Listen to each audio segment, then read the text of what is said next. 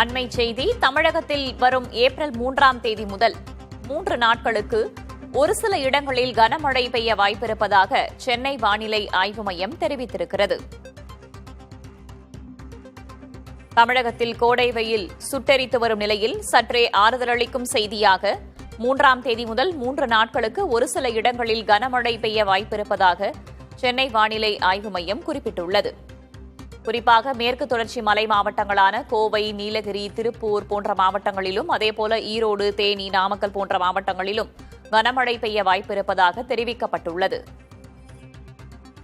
நீலகிரி, கோவை, ஈரோடு, தேனி, திண்டுக்கல் ஆகிய மாவட்டங்களில் ஏப்ரல் 3ஆம் தேதியும், தூத்துக்குடி, விருதுநகர், மதுரை உள்பட 15 மாவட்டங்களில் 4, 5 ஆகிய தேதிகளில் கனமழை பெய்ய வாய்ப்பிருப்பதாக சென்னை வானிலை ஆய்வு மையம் தெரிவித்திருக்கிறது. அண்மை செய்தியாக பார்க்கிறோம்.